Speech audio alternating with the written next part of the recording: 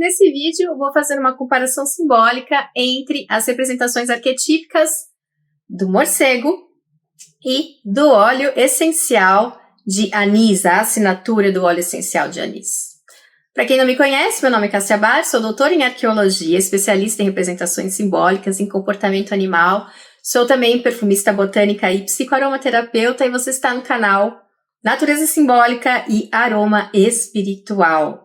E como sempre, como quem já sabe aqui como funciona o canal, deixei na quarta-feira o vídeo sobre o morcego, bem detalhado, com lendas, com mitos, conversando sobre o comportamento desse animal, para que a gente entenda realmente essa representação arquetípica.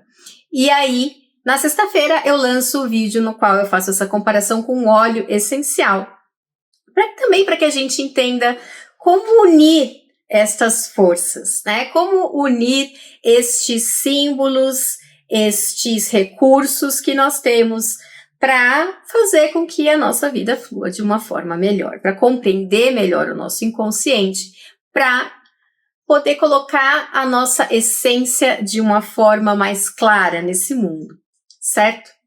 Então, no vídeo de quarta-feira, eu comentei que os morcegos têm uma visão bastante dicotômica no nosso planeta, por nós humanos. Por quê? Porque aqui no Ocidente, de modo geral, ele é muito mal visto. Mas no Oriente, de modo geral, ele é muito bem visto. São coisas muito diferentes. Então eu comento lá no vídeo, por exemplo, que no início do cristianismo, com o crescimento ali da Igreja Católica, mais tarde, houve uma ideia que foi muito difundida do morcego ser algo ligado ao mal. A gente vai ver na Bíblia, em Levíticos, um comentário que diz que o morcego seria um animal impuro, porque ele caminha na noite, aliás, ele voa na noite, né? E a noite seria um âmbito de espíritos maléficos, o âmbito do demônio.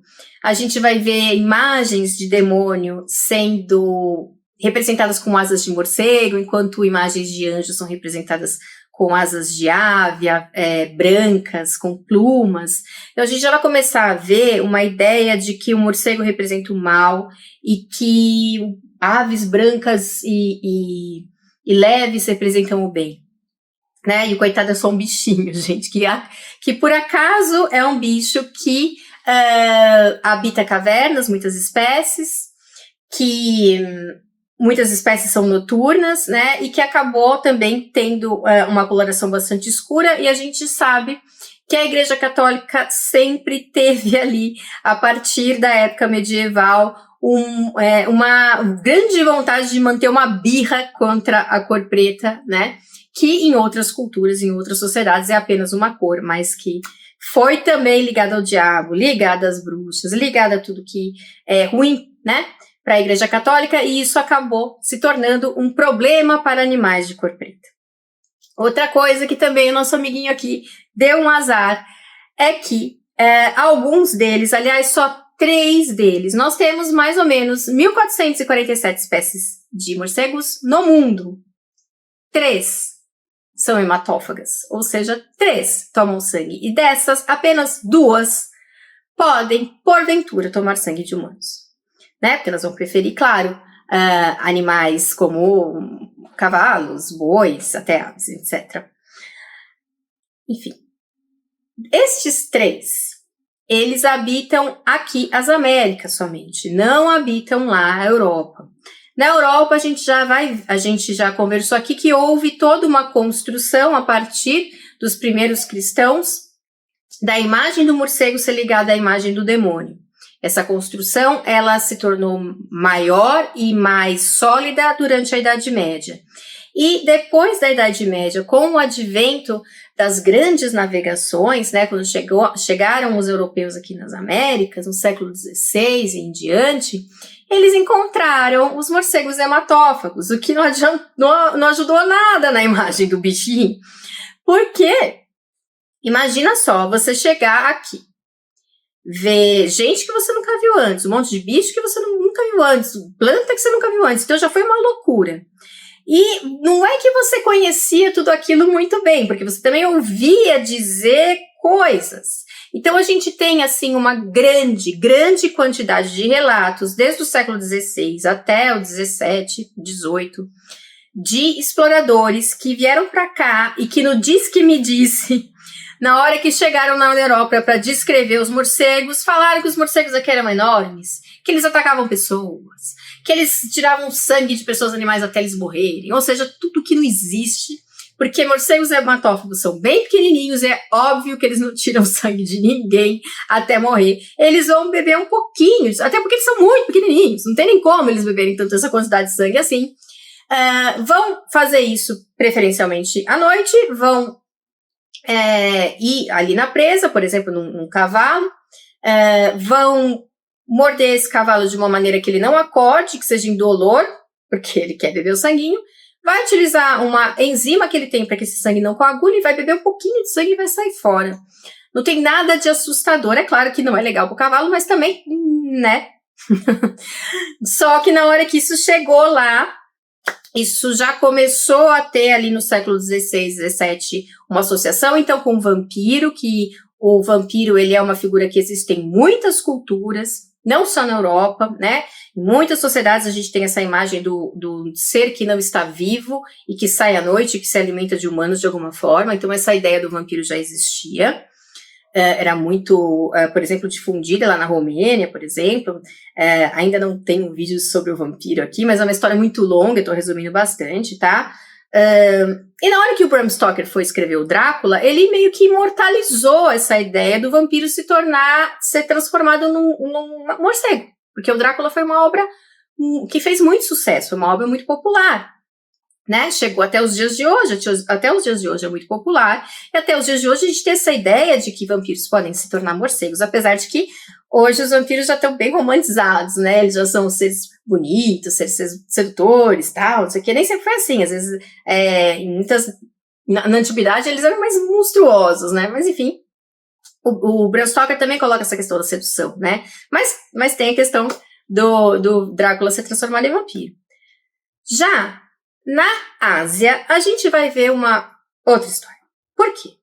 Porque morcego não é só aquele animal que vive nas cavernas, que é um animal noturno, que tem ecolocalização, né? Ou seja, ele consegue, assim como os golfinhos e outros animais, se localizar em um ambiente totalmente escuro com o sonar que ele tem. Então, através do sonar que ele tem, ele consegue saber exatamente qual que é, por exemplo, a presa que está ali, o tamanho, calcular o voo, ir lá e abater essa presa. Então, são, assim, seres super capazes, super inteligentes, porque são mamíferos, e navegam essa questão da escuridão, que para nós humanos está muito ligado ao inconsciente. A caverna está muito ligada a perigos que nós não sabemos o que tem lá embaixo daquela caverna e etc.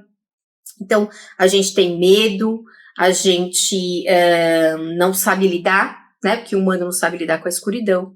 E a escuridão, para nós, tem todas essas questões de perigo, né? O que pode sair dali? A gente fica ressabiado, né? E é um bicho que sabe andar nisso, ele sabe andar nessa escuridão. Só que ele não é só isso. Na Ásia, ele não é visto dessa forma, porque na Ásia, sim, existem os morcegos que também habitam cavernas, que também são noturnos, mas assim como na Ásia e em outros locais, também existem morcegos que são diurnos, morcegos que, apesar de serem noturnos, são morcegos que são polinizadores, ou seja, eles agem como as borboletas e os beija-flores, eles à noite vão até as flores que abrem à noite e sim bebem néctar e polinizam as flores. Então você não teria, por exemplo, bananas se não fossem eles, porque são eles que polinizam a banana, tá? Então eles são muito ligados à fertilidade, muitos deles comem insetos, a maioria deles comem insetos, o que é excelente para as plantações. Então, os asiáticos, eles observaram isso e falaram, pô, puta bicho legal, né? É um bicho que traz fertilidade, é um bicho que está ajudando a gente a polinizar, é um bicho que está comendo inseto. Nossa, esse bicho ele traz boa sorte, certo? Então, na China, Ele foi muito ligado à boa sorte, não só por isso, mas porque a palavra morcego e a palavra boa sorte são muito parecidas.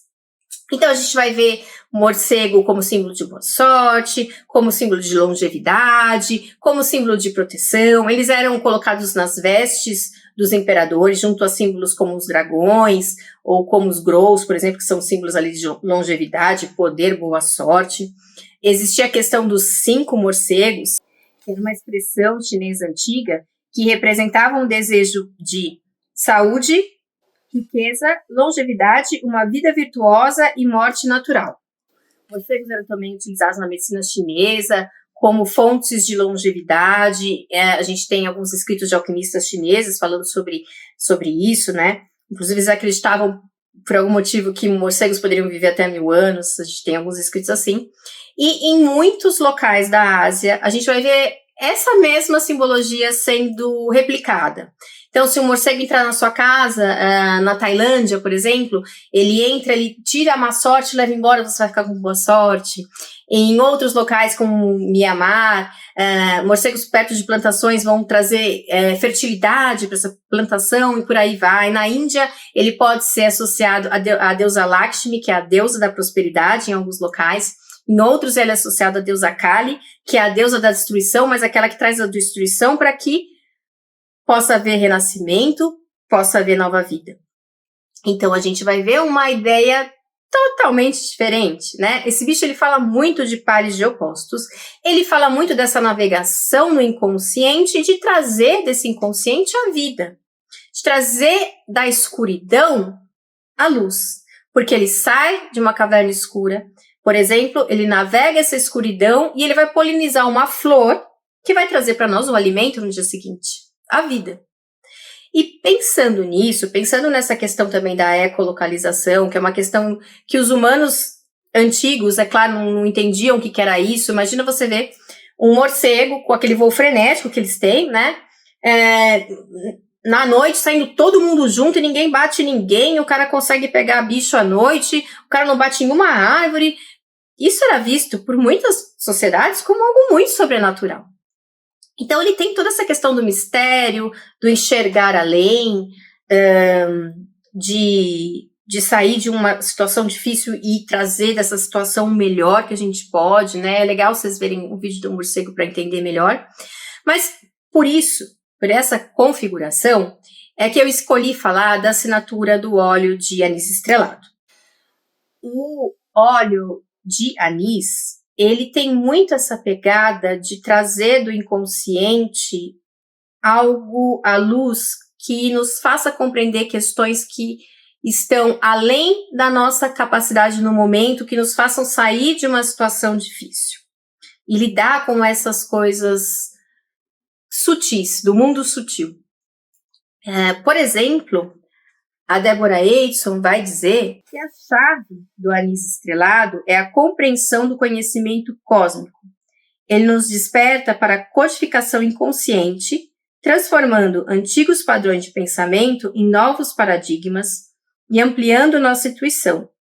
Mudanças em nossa percepção permitem uma maior recepção da intuição e da orientação vindas da fonte e do reino do invisível. Adquirimos a habilidade de interpretar conhecimento cósmico codificado, contido na estrela de 5 pontas ou em outras formas geométricas sagradas, que é a forma do anis, né?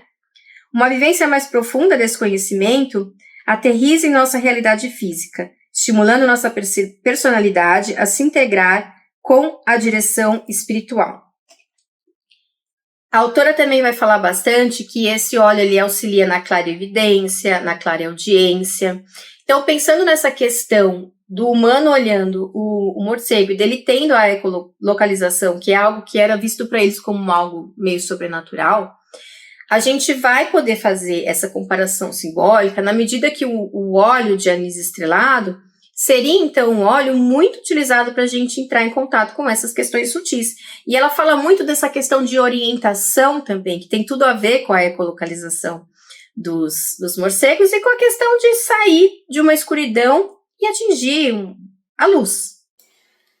A autora também vai dizer que o anis estrelado Ajuda-nos a reconhecer a resistência às mudanças e as tensões causadas por medos, como dúvida, ansiedade, frustração e insegurança. Livrarmos-nos dessa energia é fundamental para modificarmos nossa realidade e passarmos a ser motivados pelo espírito. Isso tem muito a ver com a questão de sair da caverna e enxergar a verdade que a gente tem dentro de nós. Sair do medo, sair da insegurança. Tem muito a ver com o mito da caverna de Platão, né? A gente está dentro da caverna, enxergando só sombras e não a luz que está lá fora, que é a nossa verdadeira essência. Então ele vai falar muito sobre isso. Também ela fala que ele nos ajuda a superar o medo e a fazer as mudanças. E lá no outro vídeo eu explico que o fato do morcego dormir de cabeça para baixo é muito semelhante em imagem mesmo à carta do dependurado no tarô, né? Que ele tá de cabeça para baixo, preso pelo pé, e não sai dali, né? Ele tá meio estático ali. A carta do dependurado, ela fala muito de a gente tá preso a uma situação, não tá estagnado naquela situação, não tem movimento porque a gente não enxerga por que a gente tá naquela situação. Porque a gente está se deixando auto-sabotar e tá parado ali, tá estagnado ali. Tem algo que a gente não está enxergando. A gente está enxergando só a sombra na caverna e não se solta como um morcego se solta porque ele dorme de cabeça para baixo. Primeiro que ele não faz nenhum esforço de estar assim, porque isso aqui, ó, para ele é relaxamento. O tendão dele faz com que ele tenha uma trava aqui. Ele não faz esforço, ele faz esforço para abrir. Então ele tá lá de boa e ele se solta já com a asa aberta, porque ele não faz o mínimo esforço para voar dessa forma. E ele se desapega e vai. E a carta do dependurado é justamente uma coisa que tá ali parada, estática, de cabeça para baixo, mas que não se desapega, não sai dali. Não voa, né? Não sai no elemento ar, não começa a pensar, não começa a raciocinar, não começa a lidar com a parte espiritual, que é a parte realmente que vai nos levar a algum lugar bom. Então, por isso eu trouxe esse óleo aqui de anis. Agora, eu tenho que dizer para vocês que o óleo de anis não é um óleo simples de usar. O que eu quero dizer com isso? Não é um óleo que dá para você passar em um carreador, um óleo vegetal, e passar na pele, se você não souber muito bem o que você está fazendo. Então, como que a gente vai usar o óleo de anis estrelado? Somente por inalação. Tá? A não ser que você seja um aromaterapeuta, saiba usar. Não sei se vocês estão ouvindo os barulhos dos meus cães. Você vai usar só por inalação. Então, colocar no colar aromático, por exemplo, ou no seu... Eu sempre esqueço como é que chama o negócio que sai ar. Sempre esqueço. Que coisa doida, né? Difusor, meu Deus, todo vídeo que eu gravo, eu vou falar de difusor, eu tenho que cortar porque eu esqueço o nome do difusor. Enfim, você põe no difusor, no seu difusorzinho ali, e aí você pode inalar. E é legal inalar o óleo de anis antes de fazer uma meditação, antes de se concentrar ali para fazer a sua oração, antes de se concentrar para fazer talvez o seu ritual ali, né, para alguma divindade que você acredite, entrar em contato com o seu mentor, enfim, entrar em contato com aquilo que você acredita que está além aqui do nosso corpo físico. O óleo de anis é um excelente óleo para te ajudar e também vai te ajudar nessas questões de você ter coragem para mudar, mas são mudanças profundas, não é qualquer mudança que o anis vai trabalhar. Vai trabalhar mudanças inconscientes. Então, a gente tem que usar óleo de anis com bastante consciência mesmo do que a gente está fazendo, tá? Porque ele pode promover contato com questões inconscientes que são profundas. Então, não faça simplesmente porque você está com vontade de usar. Use o óleo de anis com responsabilidade com você mesmo. Porque pode ser que algo profundo, uma questão profunda emane dali, e você precise de ajuda, por exemplo, de um psicólogo para conversar, de um terapeuta, né? Pode ou não acontecer, mas existe a possibilidade, tá bem? Vou deixar aqui para vocês os meus cursos. O curso de enfleiragem caseira que você vai aprender a fazer perfumes com flores do seu jardim. Olha que lindo esse curso. E também o curso de óleos vegetais para a pele, onde você vai aprender a usar as dádivas da natureza de uma forma muito legal, que não faz mal nenhum para sua pele, que você mesmo vai fazer seus cremes, seus óleos ideais para o seu tipo de pele, tá bom? Esses cursos estão na plataforma Hotmart. Também vou dizer que agora o canal aceita membros, tá bom? Se por R$5 por mês você pode ficar membro desse canal, ter algumas vantagens, como por exemplo, ver vários cortes dos meus vídeos que não foram para os vídeos originais, tá bom? Falando sobre simbologia, sobre mitologia. Também já está disponível a meditação para descoberta seu animal de poder, somente para membros por enquanto, mas depois eu vou soltar para a comunidade geral, mas os membros vão ter algumas vantagens como essas, tá bom? Curta, compartilhe e comente para me ajudar e até o próximo vídeo.